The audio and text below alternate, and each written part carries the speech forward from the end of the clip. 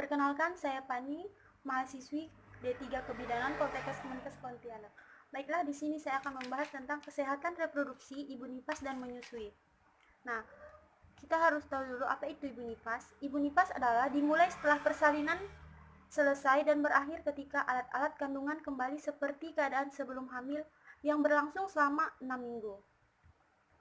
Nah, kemudian asuhan yang diberikan kepada ibu nifas menjaga kesehatan ibu dan bayinya, baik fisik maupun psikologis, di mana dalam asuhan pada masa ini, peranan keluarga sangat penting dengan pemberian nutrisi, dukungan psikologi, maka kesehatan ibu dan bayi selalu terjaga.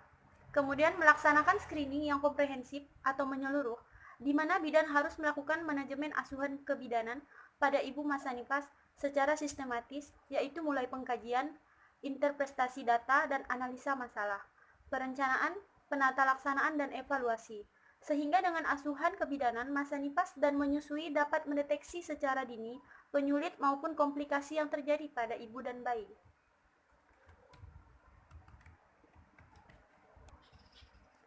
Kemudian melakukan rujukan secara aman dan tepat waktu bila terjadi penyulit atau komplikasi pada ibu dan bayinya ke fasilitas pelayanan rujukan.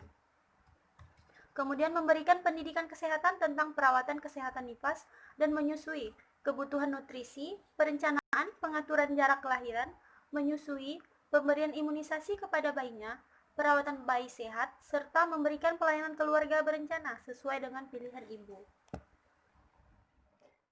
Hingga early postpartum, bidan harus melakukan observasi melekat bersama ibu dan bayi dalam beberapa saat untuk memastikan ibu dan bayi dalam posisi yang stabil serta tidak mengalami komplikasi.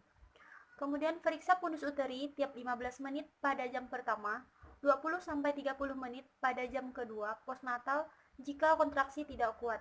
Kemudian periksa tekanan darah, kandung kemih, nadi, perdarahan tiap 15 menit pada jam pertama dan 30 menit pada jam kedua postnatal atau setelah melahirkan. Kemudian anjurkan ibu minum untuk mencegah dehidrasi, bersihkan perineum, dan anjurkan untuk mengenakan pakaian bersih. Biarkan ibu beristirahat, beri posisi yang nyaman, dukung program bonding attachment dan ASI eksklusif, ajarkan ibu dan keluarga untuk memeriksa pundus uteri dan perdarahan secara mandiri, beri konseling tentang gizi, perawatan payudara, serta kebersihan diri. Kemudian memberikan dukungan secara berkesinambungan selama masa nifas sesuai dengan kebutuhan ibu untuk mengurangi ketenagaan fisik. Memberikan dukungan secara berkesinambungan selama masa nifas sesuai dengan kebutuhan ibu untuk mengurangi ketegangan fisik dan psikologi selama masa nifas. Nah, bidan berperan sebagai promotor hubungan antara ibu dan bayi serta keluarga, mendorong ibu untuk menyusui bayinya dengan meningkatkan rasa nyaman ibu, kemudian mendeteksi komplikasi dan perlunya rujukan sesuai indikasi, memberikan konseling untuk ibu dan keluarganya mengenai cara mencegah perdarahan, mengenali tanda-tanda bahaya, menjaga gizi yang baik, serta mempraktikkan personal hygiene.